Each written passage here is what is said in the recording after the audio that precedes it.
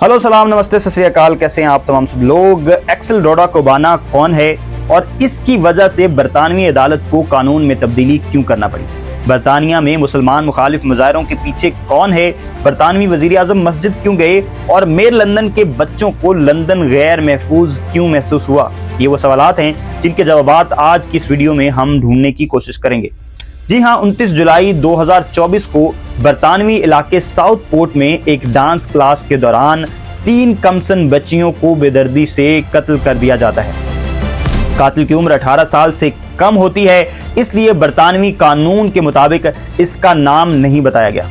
और इस चीज का फायदा एंटी इमिग्रेशन और एंटी मुस्लिम यानी दाएं बाजू की जमातें भरपूर उठाने की कोशिश करती हैं। सोशल मीडिया पर झूठी खबरें फैलाना शुरू कर दी जाती हैं। मुख्तलिफ सोशल मीडिया प्लेटफॉर्म्स पर यह इल्जाम लगाया गया कि कत्ल करने वाला शख्स 2023 में किश्ती पर सवार होकर गैर कानूनी तौर पर बरतानिया आया।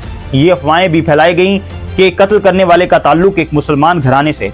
इन खबरों की पेशनजर साउथ पोर्ट में मुस्लिम मुखालिफ और इमिग्रेशन मुखालिफ एहतजाज शुरू हुए और आहिस्ता आहिस्ता ये एहतजाज मुल्क भर में फैल गए। अगले दिन साउथ पोर्ट में 1000 से ज्यादा लोगों ने मुतासरीन से यकजहती की तकरीब में हिस्सा लिया। इसके बाद एक मुकामी मस्जिद पर हल्ला बोल दिया गया। लोगों ने मस्जिद और वहां पर मौजूद पुलिस पर ईंटें, पत्थर और बोतलों से हमला किया। यहां तक कि पुलिस की गाड़ियों को भी आग लगा दी गई। बरतानवी अदालत ने अपने स्पेशल इख्तियारात का इस्तेमाल करते हुए मुजरिम की शनाख्त जाहिर कर दी, जिसके मुताबिक मुजरिम का नाम एक्सेल रोडा कोबाना है। इसका ताल्लुक रवांडा से है, जबकि ये ना तो कश्ती के जरिए बरतानिया दाखिल हुआ और ना ही ये मुसलमान है, बल्कि ये एक क्रिश्चियन घराने से ताल्लुक रखता है। अदालत ने कहा कि रिफाए आमा को मलहूज़े खातिर रखते हुए मुजरिम की आइडेंटिटी को जाहिर किया गया है, लेकिन तब तक फेक न्यूज अपना काम दिखा चुकी थी।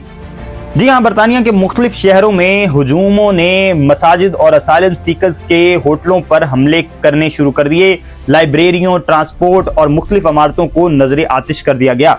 यहाँ तक कि दुकानों को भी लूटा गया और खास तौर पर मुसलमानों और इमिग्रेंट्स की दुकानों को लूटा गया। South port, Liverpool, Belfast, Bristol और मैनचेस्टर जैसे शहरों में सबसे ज्यादा मुजाहरे देखने को मिले।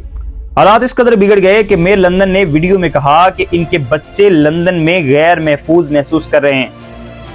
मेयर लंदन सादिक खान ने बताया कि उनके पाकिस्तानी और भारतीय कजन उन्हें हमेशा ये कहते थे कि हम जो कुछ अपने अपने मुल्कों में हासिल नहीं कर सके वो तुमने बरतानिया में हासिल किया। ये खूबसूरती और डाइवर्सिटी सिर्फ बरतानिया में है, लेकिन पहली बार उनके बच्चों ने खुद को बरतानिया में गैर महफूज महसूस किया। बरतानवी पुलिस के मुताबिक इन सब मुजाहिरों के पीछे इंतहाई दाएं बाजू की जमात इंग्लिश डिफेंस लीग मुलव्वस थी।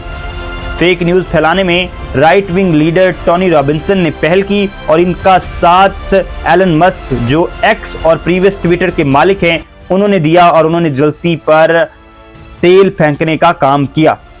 हालात इस कदर बिगड़ गए कि 6 अगस्त को 400 से ज्यादा लोगों को अदालत ने सजाएं सुनाई, जिसमें 6 बच्चे 11 साल से कम उम्र थे।